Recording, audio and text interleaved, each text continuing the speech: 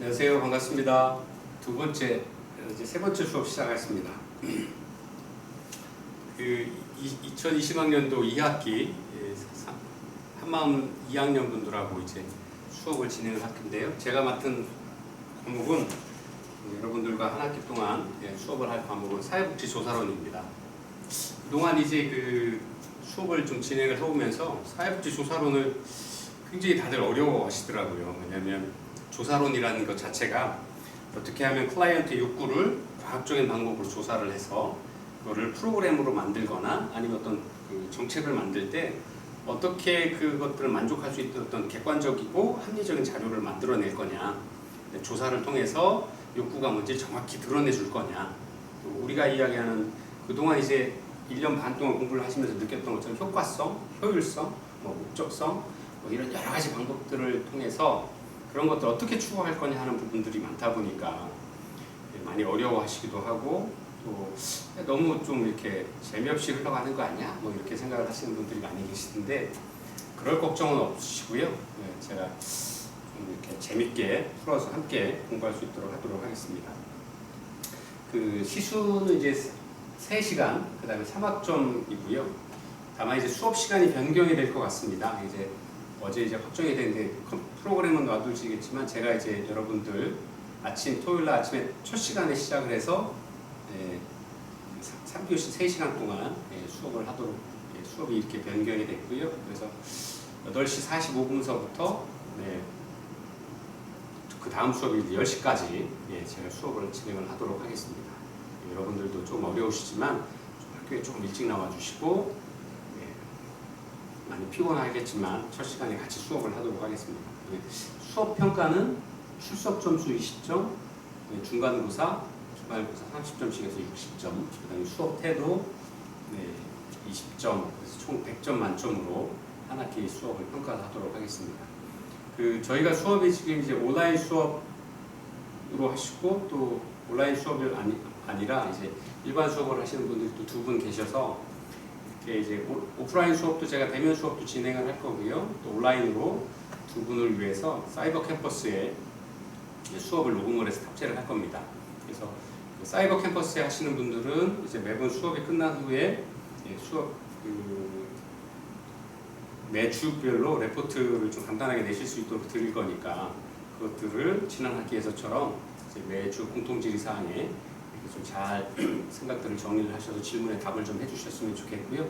그거를 통해서 수업 태도나 여러 가지 부분들을 평가를 해서 온라인과 오프라인의 공정성을 두어서 수업에 평가를 하도록 이렇게 하겠습니다. 그래서 오프라인 수업을 들으시는 분들은 제가 바로 확인을 할 수 있고요. 그렇지 않은 오프라인 수업에서 참여하시는 사이버 수업으로 참여하시는 분들은 사이버 캠퍼스에 들어오셔서 출석하시고 수업 들으시고, 그 다음에 매주 나오는 질문들에 대해서 답을 다루셔서 평가를 평가하는 방법들을 그렇게 찾도록 하겠습니다. 그 다음에 교재는 여러분들 준비를 다 하셨는지 모르겠습니다만 양성원에서 나온 개정판 사회복지조사론입니다. 이제 황창순 교수의 여러분의 공저를 하셨고요. 제가 이제 그 교재를 어떻게 할 건가 많이 고민을 하면서 봤는데 이제 아무래도 좀 이해하기 쉽고 그다음에 이제 빠지지 않고 또 고르게 설명이 잘 되어 있는 책 교재여서 제가 이 교재로 선택을 했습니다. 그래서 작년에 이제 이 학교가 교재를 좀 준비를 하셔서 보시고, 그 다음에 이제 제가 이제 오프라인이 되었든 온라인 되었든 수업에 다 정리해서 한번 같이 공부를 할 건데요. 또 이제 온라인 수업에서 참여하시는 분들도 어떤 그 질문을 드리면 그 질문을 공부를 하시고 레포트를 만드시면서 한 번 더 복습하는 어떤 그런 과정들이 되었으면 좋겠습니다. 그래서 그런 부분들로 수업을 좀 진행을 해 나갈 건데요.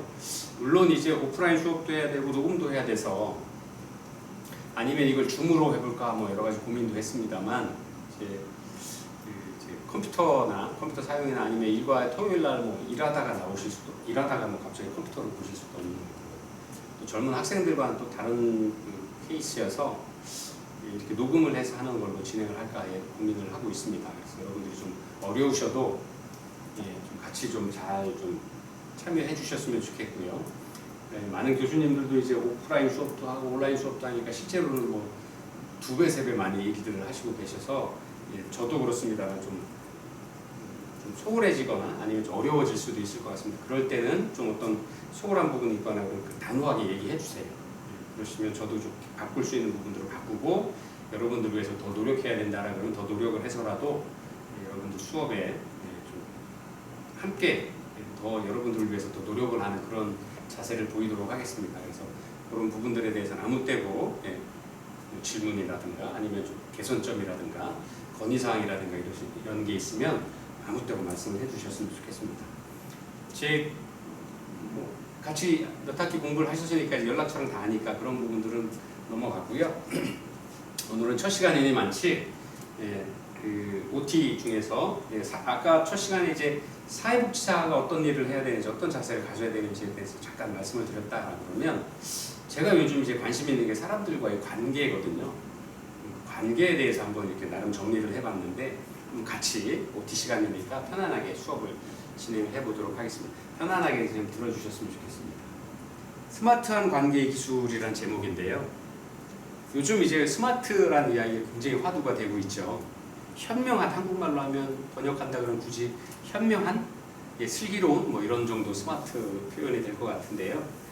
어떻게 하면 사람과 사람과의 관계에서 좋은 관계를 유지하고 또 그런 좋은 관계를 유지함으로써 내가 행복해질 수 있을까? 그다음에 나의 행복을 깨트리지 않고 내가 바라는 것들을 하면서 좋은 관계를 유지할 수 있을까 하는 겁니다.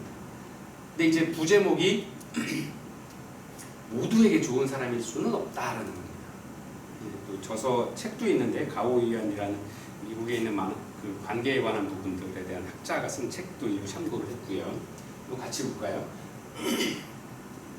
인간관계, 누구나 인간관계를 맺고 살죠. 인간은 사회적인 동물이라고 이야기를 했고요. 또 인간은 사회를 떠나서 살 수 없고요. 또 인간은 혼자 살 수 없죠. 요즘 이제 뭐 코로나 때문에 아니면 여러 가지 인터넷 기술이나 이런 것들이 발달을 해서 사이버 세상에서 사는 분들도 많이 계시지만 그런 분들조차도 혼자서는 사실 수 없죠. 사이버 상에서를 만나든 현실 세상에서 만나든 누군가를 만나셔야 관계를 맺고 서로 상부상조하고 도움을 주고 또 내가 살아가는 가장 기초적인 많은 부분들을 내가 다 생산하는 게 아니어서 함께 관계를 맺음으로써 사회적인 생활들을 영위해 나갈 수 있죠.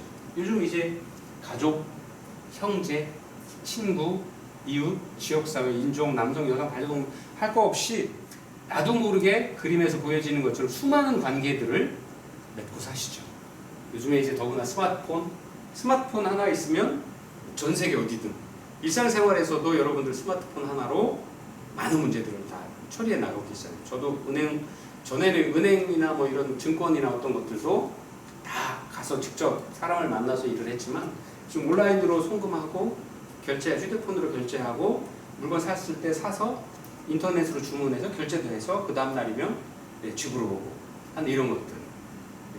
그다음에 SNS나 매스미디어나 개인방송 이런 것들이 다 인간관계를 맺기 위한 어떤 기본 과정들이라고 할 수 있죠.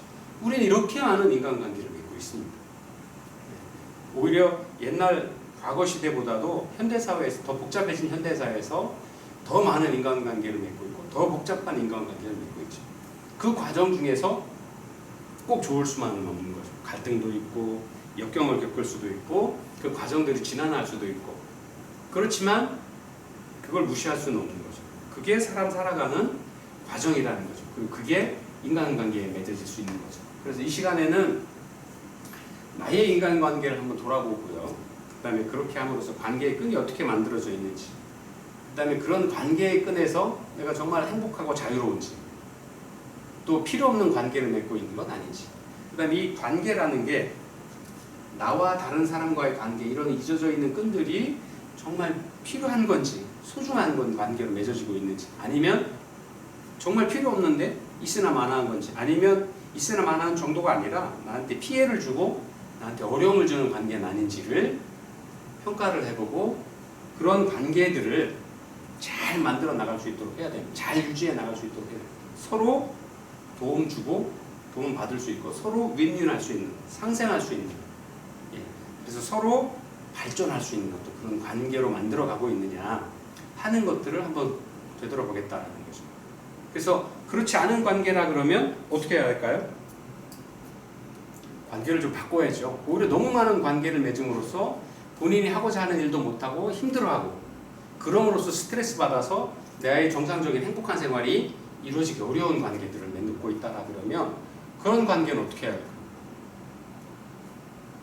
본인이 판단하셔야 되지만 그건 굳이 이렇게 하라고 지원해 주거나 아니면 추천할 만한 그런 관계는 아닌 거죠. 또 그런 관계로 인해서 스트레스를 받고 나의 삶에 어떤 마이너스가 된다라 그러면 과감히 떨쳐 일어날 수 있는 그 용기도 필요할 수 있죠. 그래서 그런 관계의 가장 기본은 바로 나라는 거예요. 나 스스로 나를 기준으로 이루어져야 된다라는 건데 그런 것들 한번 같이 보도록 하겠습니다. 첫 번째 이제 인간관계 유형들을 볼까요? 요즘 이제 인간관계를 한번 본인 스스로 한번 잘 생각해 보시면 좋겠습니다. 첫 번째, 실제 이익을 주게 하는 실리형. 일단 많이 사귀면 언젠간 득이 될 거야. 뭐 요즘 속된 말로 뭐가 약될 줄 알아. 많은 관계를 맺어놓는 거죠. 그래서 성공한 사람과 어울리고 싶은 것은 바로 인간의 본능이다. 그래서 내가 하고 있는 일에 아니면 내가 진행하고 있는 과정 중에서 많은 사람들을 만남으로써 나한테 도움이 될 것이다 라고 생각을 하는 거죠. 두 번째는 안정추구형이라고 합니다. 내게는 혼자 있는 게 너무 힘들어. 그래서 나의 자존감 이런 것들을 지키기 위해서는 고독의 두려움에서 벗어나는 방법은 많은 관계를 맺음으로써 내가 소중한 사람이야. 그리고 나 이렇게 많은 관계를 맺고 있어. 그런 걸 보여줌으로써 마음의 안정을 찾아가는 실리추구형, 안정추구형에 관한 부분이 있다. 그 다음에 의존형. 나는 친구들에게 기대기도 하고 그 사람들이 나를 도와줄 거야. 나를 지켜줄 거야. 의존형 어디에서 의존하는 방법들이 시작됐을까? 뭐 이런 건 다음에 좀 같이 한번 고민해 보겠습니다만 이렇게 실리형, 안정추구형, 의존형, 또 존재감 확인형, 수능형, 허영심형 이렇게 한 6가지 정도로 구별을 할 수 있다라고 합니다. 존재감 확인형은 나는 소망한다 그들의 인정. 타인에게 보여주기 위한 타인의 인정을 받음으로써 나의 존재를 확인하는 보상심리형의 어떤 인간관계 유형을 가지시는 분들도 계시고요. 또 수능형, 거절하면 나를 싫어할지도 몰라. 의리로 맺어가는 관계죠. 그래서 친구들이 아니면 나와 관계를 맺은 사람들이 어떤 그 관계를 끊을 수가 없어요. 왜? 언제가 내가 필요할지도 모르는데 내가 저 사람들과의 관계를 아니면 저 사람이 나에게 원하는 거를 안 들어줄 수가 없죠. 그런 분들. 그래서 그런 수능형의 관계 아니면 허영심으로 관계를 맺는 사람들도 있죠. 내세우기 좋아하시고 야 내가 말이야 누군데 내 친구 중에 이런 사람 국회의원도 있고 대통령도 있어. 내 친구 중에 오바마도 있어. 하는 이런 그래서 열등감이 많으신 분들의 경우는 이런 관계를 통해서 허영심을 밖으로 표현해내는 방법.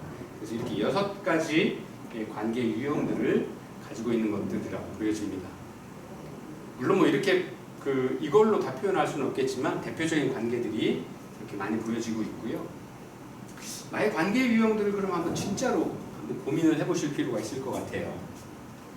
가장 진짜 친구가 있을 수 있겠죠. 정말 서로 우리가 이야기하는 내가 필요할 때 도와주고 나도 도움을 줄 수 있고 내가 외로울 때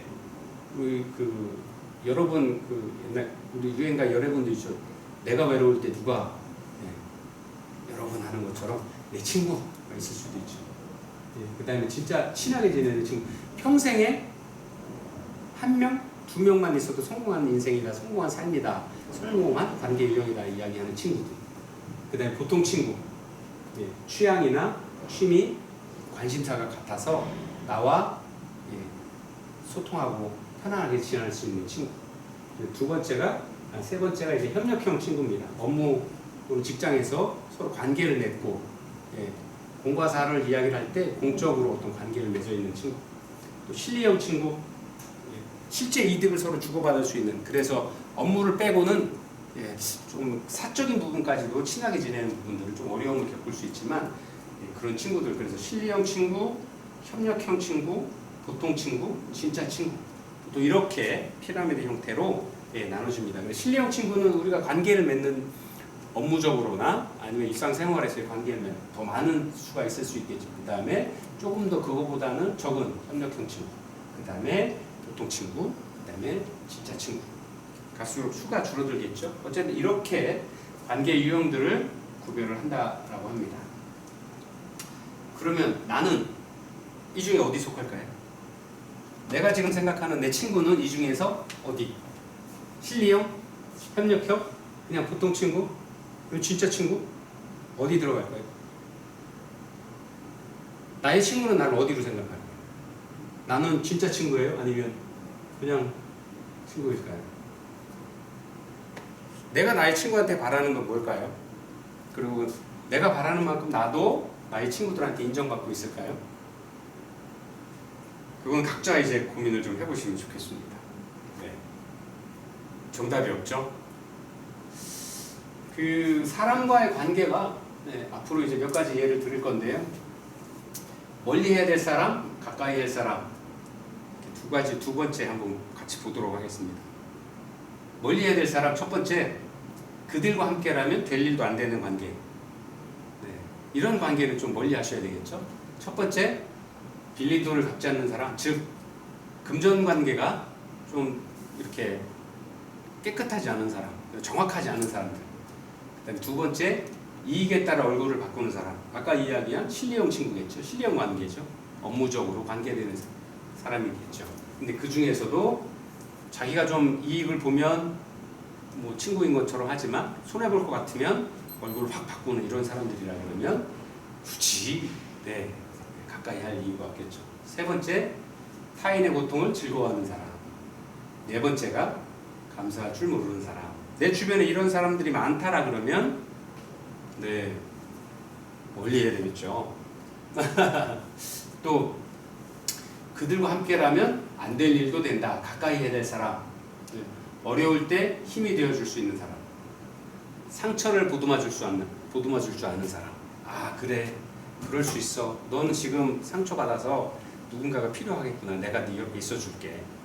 난 네 친구잖아 하는 사람. 바른 길로 인도해주는 사람. 그 다음에 네 번째, 잘못을 일깨워주는 사람. 내 주변에서. 이런 사람들은 함께 가까이 해야 되겠죠. 또 이런 사람들이 있으면 안 될 일도 만들어갈 수 있는 거죠. 되도록 만들어갈 수 있는 거죠.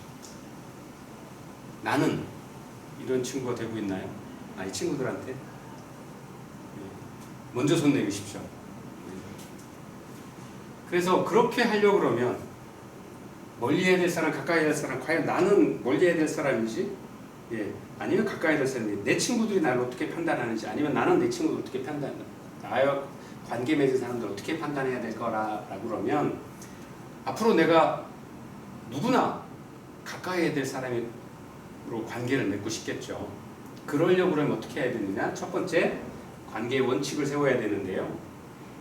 첫 번째, 우정과 일을 분리할 수 있어야 됩니다. 그렇죠? 공과 사를 분명히 해야 된다는 이야기죠. 그게 때로는 서운할 수도 있고 때로는 매몰차 보일 수도 있지만 정말 좋은 관계를 유지하기 위해서는 어떤 자기만의 관계의 원칙을 세워야 된다는 거죠.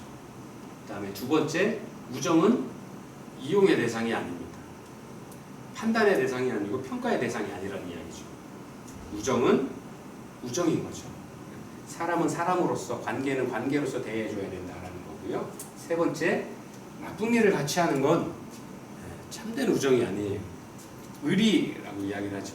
그래서 우리 옛날에 이제 보면 영화 친구나 이런 것들 보면 나쁜 일도 같이 하고 그것도 우정이다, 의리다라고 이야기를 하지만 그 영화나 아주 치기 어린 철없을 때의 이야기지 성인이 되어서 올바른 가치 판단을 할 수 있는 나이에는 나쁜 일을 같이 하는 거는 올바른 우정도 아니고 올바른 관계도 아니죠. 그래서 이런 관계의 원칙을 세우는 게 중요합니다. 그래서 아까 말씀드린 것처럼 관계의 선을 지키고 원칙을 지키자라고 그랬는데 한번 예를 들어볼까요? 관계에도 지켜야 될 선이 있다라고 합니다. 우리가 흔히 이야기하는 관계에서의 고슴도치 딜레마라고 하는데요. 가까울수록 쉽게 무너지는 관계도 있을 수 있습니다. 당신과 나, 아까도 이야기한 것처럼 일정한 거리를 둔 공과 사를 구별하는 것처럼 나의 원칙을 가지고 일정한 관계를, 거리를 유지하는 게 좋습니다. 그림에 보이시는 것처럼 고슴도치 딜레마라는 게 뭘까요? 고슴도치는 배 부분을 뺀 나머지가 온 몸에 가시가 있습니다. 그래서 서로 가까이 가려고 가까이 가면 갈수록 서로의 가시가 상대방을 찔러요. 그래서 가까이 하면 서로 피해가 볼 수 있죠. 인간관계, 우리가 가지고 있는 인간관계에서도 이런 관계가 맺어질 수 있습니다. 그래서 서로 물리적인 거리 또는 심리적인 거리, 물리적인 거리로는 현실에서의 거리를 적당히 두고 매일 만나는 것보다는 소중한 관계라 그러면 적당한 시간에 뭐 이렇게 만나는 것도 중요할 수 있겠죠. 물리적인 거리를 둘 수도 있겠죠. 근데 두 번째가 심리적인 거리. 상대방을 존중해 주는 겁니다. 너의 의견, 오늘 만나자. 어제도 만났는데 뭘 오늘은 난 다른 약속도 있고 하니까 좀 오늘은 하고 다음에 봅시다 라고 이야기를 했을 때 그 사람의 의견을 존중해 줄 수 있어야 되는 거죠. 그 사람도 사생활이 있으니 그 사람이 사생활 할 수 있는 시간들을 당연히 줘야 되는 거죠. 야, 안 돼. 매일 만나기로 했잖아. 억지로 떼쓰고 하는 것들은 좋은 관계가 될 수 없죠. 고슴도치 딜레마로 우리가 그런 것들 표현을 하고 있습니다. 두 번째, 좋은 관계를 맺기 위한 두 번째는 뭐냐면 사고의 방식입니다. 우리가 긍정심리학에서도 이야기를 하죠. 제가 한번 말씀을 드렸던 것 같은데요. 생각이 틀린 게 아니에요. 나와 다르다 그래서 생각이 틀린 게 아니라 나와 그냥 다른 겁니다. 옛날에 우리 어렸을 때는 피부색이 달라서 미군들이나 만나면 하얀 피부는 우리가 좋아했지만 그 외에 다른 피부를 가진 혼혈 피부를 가졌거나 아니면 검은색의 피부를 가진 사람들이 우리가 은연중에 무시하거나 이렇게 잘못된 행동들을 보였었죠. 왜? 그 사람이 우리와 다른 건데 우리보다 낫다거나 신분이 낫다거나 아니면 피부색만을 가지고 아니면 다른 신체의 어떤 특징만을 가지고 우리보다 못하다라고 생각을 했던 잘못된 생각들을 가지고 있었거든요. 관계에서도 똑같다라는 이야기입니다. 그래서 상대방이 우리가 생각을 할 때 상대방과 친구와 관계를 맺을 때 의사소통을 하는 과정 중에서 의견이 다르거나 아니면 생각의 방식이 다를 때 그게 나와 다르니까 틀린 게 아니라 나와 다르구나. 다르게 생각하고 있구나. 이렇게 생각을 하고 받아들여 줄 수 있어야 된다는 거죠. 그래서 나의 생각대로 무조건 강요하거나 무조건 이렇게 해가 아니라 너의 생각은 다르구나. 나의 생각은 이런데 어떻게 생각해? 라고 물어볼 수 있어야 되는 거죠. 그래서 우리가 협상을 할 때도 완벽한 의견의 일치라는 건 없습니다. 나도 양보하고 너도 양보하고 그럼으로써 다른 길을 찾거나 아니면 지금보다는 좀 합의된 길을 찾아야 되는 거죠. 그래서 사고의 방식도 서로 조정을 해야 되는 방법들이 있다.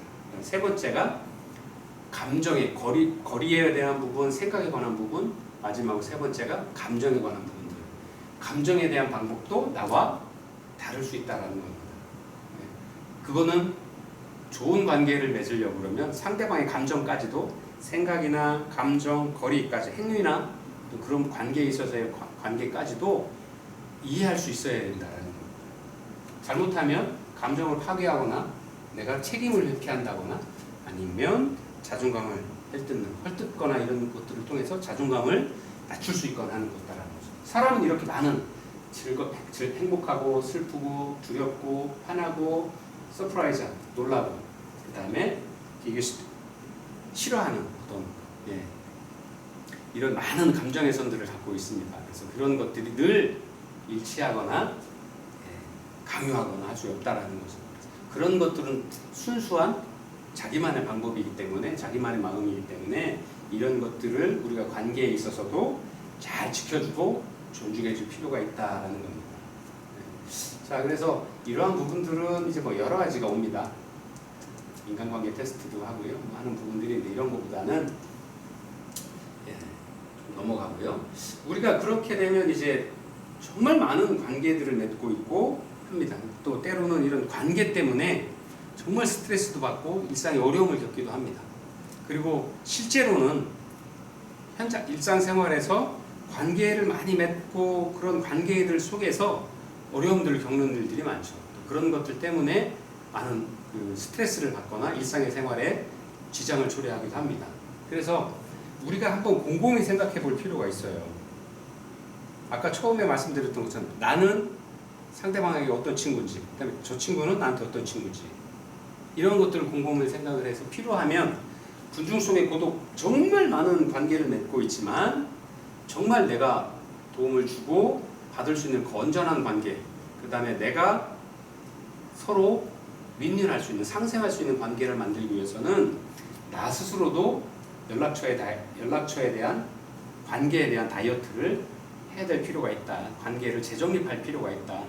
많다라고 해서, 정말 많은 사람을 안다라고 해서 내가 좋은 인간관계, 아니면 좋은 사회생활, 아니면 행복한 나만의 만족감을 느끼는 생활을 할 거다 라는 생각은 다르다라는 거죠. 그 다음에 공적인 관계와 사적인 관계를 구별할 수 있어야 된다는 거죠. 다 이중관계를 맺고 동료가 되기도 하고 친구가 되고, 우리가 어렸을 때 늘 이야기했죠. 왜 그 남자와 여자는 친구가 안 돼? 아니면 난 저 친구와 업무로도 가까워지고 친구적인 개인적인 관계로도 좋아지고 싶어 라고 노력을 하지만 아주 조심하지 않으면 그런 관계는 이루어지기 어렵다라는 거예요. 일과 우정을 선택해야 되는지, 어떤 이런 것들, 과연 어떤 걸 선택을 해야 될지에 관한 부분들이 많은 고민들을 필요로 하는 거죠. 잘 된다라고 하면 문제가 없겠지만 오히려 이런 관계들 때문에 일상에서의 스트레스를 더 많이 받을 수 있고, 그럼으로써 마음의 안정을 더 해치는 경우들이 많더라 하는 겁니다. 그래서 이런 관계들은 한번 본인만의 어떤 그 기준을 가지고 관계를 정리를 할 필요가 있다. 그 다음에 내가 아무 때나 연락할 수 있는 친구가 있는지 생각해 보셔야 돼요. 나는 정말 저 친구를 아까 이야기한 피라미드에서 본 것처럼 진짜 친구라고 생각을 하는데 과연 그 친구도 나를 그렇게 생각할까요? 그건 모르죠. 모르는 거죠. 그래서 그런 친구들 관계를 나 스스로도 그런 친구들한테 될 수 있어야 되고, 그 친구도 그렇게 될 수 있어야 되는데, 그런 관계를 맺는 것들은 쉽지 않다는 거죠. 또 시간도 많이 걸리고. 그래서 과연 그런 친구들과의 관계를, 만약에 나는 그런데 그 친구 아니다 그랬을 때 내가 어떻게 받아들여야 될지, 관계의 온도차도 인지를 하고 있어야 되고요. 또 그런 관계들이 많이 보인다라 그러면 그런 관계를 정리를 해서 정말 나와 같은 마음을 가진 친구들로 진짜 만남을 남겨둘 필요가 있는 거죠. 그 다음에 요즘에 이야기하는 그 휴대폰으로, 아니면 이 관계에서 가장 스트레스가 뭐냐면, 저도 그렇습니다만 늘 혼자 있는 걸 싫어해요. 힘들어해요. 저도 어느 순간 우리 가족들과 모임에서 오랜만에 식사하면 저희 아이들도 어느 순간 이렇게 주문 메뉴 패밀리 식당을 가든 외식을 하러 가도 주문이 딱 끝나고 한 5분 이런 거 저런 거 웃다 보면 자연스럽게 각자 휴대폰 꺼내서 쳐다보고 있더라고요. 저도 그렇고. 그래서 저희는 룰을 정했어요. 가족들끼리 한 달에 한두 번, 많아야 일주일에 한 번인데 또 각자 생활이 바쁘니까 떨어져 지내기도 하고 하니까 우리 가족들끼리 식사할 때는 휴대폰 한 군데 모아놓자. 엄마가 봐. 그리고 안 봅니다. 그래서 학교 생활은 어땠는지, 그 다음에 서울서 지내는 게 어땠는지, 아빠 생활이 어떤지도 좀 물어봐주고, 그렇게 하면서 휴대폰을 좀 꺼서 대화를 많이 하고 관계를 좀 더 깊이 맺으려고.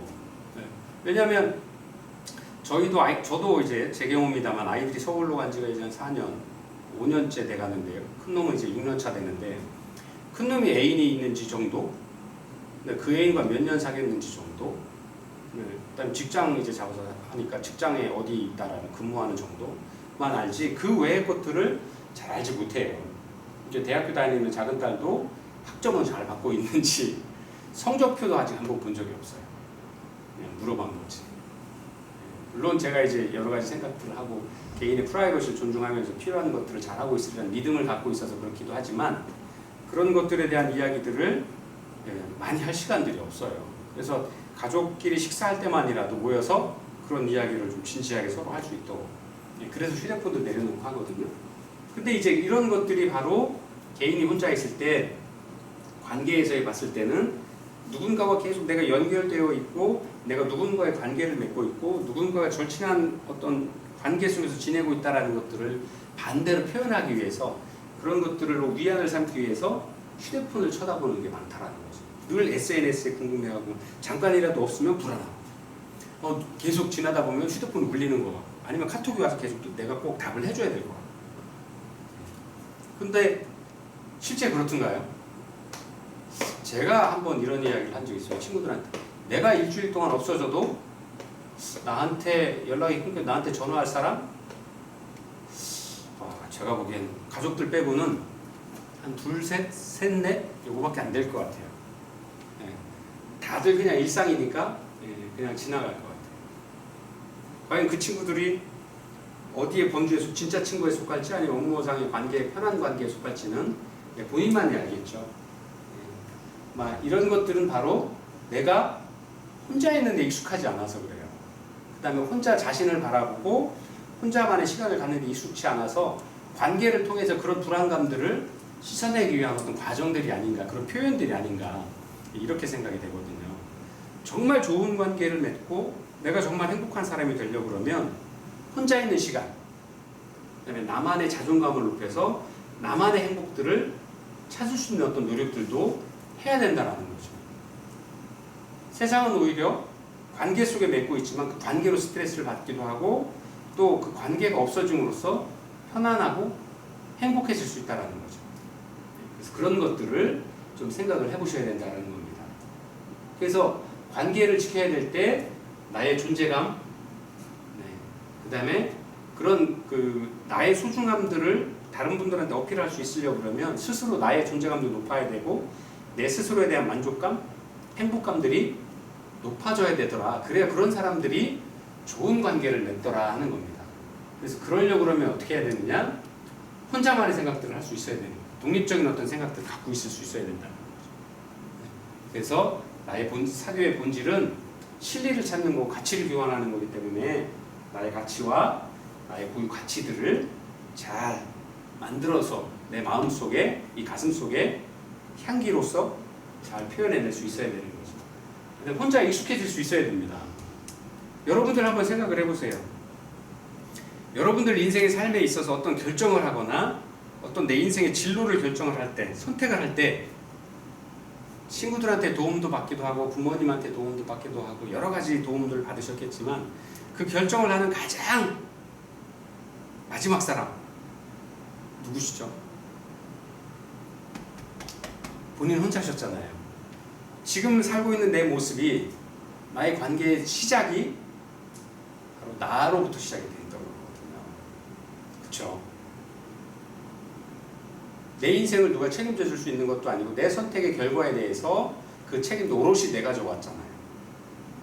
그 나 스스로에 돌아가야 된다는 겁니다. 가장 중요한 것들, 관계를 맺고 있고 행복을 추구하고 하는 그런 그 과정 중에서 가장 중요한 핵심이 바로 나였다라는 거죠. 나 혼자였다라는 거죠. 이런 것들을 잘 고독의 시간도 지킬 줄 알고 혼자를 발견을 해서 혼자만의 관계를 맺기 위한 사랑들을 만들어 가야 된다는 겁니다. 그래서 자기를 스스로 객관화시켜서 볼 줄 알아야 되고요. 내가 정말 잘하고 있는지, 나의 생활에 만족하고 있는지, 그 다음에 인간관계 같은 필요한 인간관계들도 잘 정리해서 서로 필요한 관계로, 서로 도움 줄 수 있는 관계로, 서로 상생할 수 있는 관계로 만들어갈 수 있어야 된다는 거죠. 그러려고 그러면 첫 번째 관계의 원칙들을 좀 정확히 만들어야 된다. 그 다음에 관계에 있어서도 능동적이 될지 피동적이 될지 적극적인 관계를 맺을지 적당한 거리를 두면서 관계를 맺어야지. 그 다음에 관계의 원칙이 모든 게 시작이 나로부터 시작되는 건데 이것들을 어떻게 할 건지 스스로 잘 원칙들을 가지고 고민을 해야 된다는 겁니다. 그래서 이러한 관계의 어떤 재정립이나 관계의 어떤 스스로의 출발점을 되돌아봄으로써 앞으로 내가 맺는 인생 관계, 사회복지사로서 클라이언트와의 관계, 아니면 직장인으로서 직장 동료와의 관계, 가정에서의 나와 다른 가족들과의 어떤 관계들을 어떻게 건강하게 잘 맺어갈 거냐 하는 부분들은 바로 나를 되돌아보고 나의 생각들을 정리하고 나의 관계의 원칙들을 잘 만들어가고 정립하고 지켜나가는 과정에서 출발한다는 거예요. 그래서 다시 말씀드리지만 제일 중요한 건 나 자신의 행복, 나의 자존감, 나의 프라이드입니다. 여러분들도 한번 고민을 해보시고 좋은 관계에 맺을 수 있도록 지금보다 더 좋은 관계, 또 행복한 관계를 만들어 나갈 수 있는 어떤 시간들이 이 한 학기를 시작을 하면서 가져보셨으면 좋겠습니다. 자, 이렇게 수업을 마치고요. 다음 시간에부터 사이버치 조사론 제1장서부터 수업 진행을 하도록 하겠습니다. 다음 시간에 뵙도록 하겠습니다. 고맙습니다.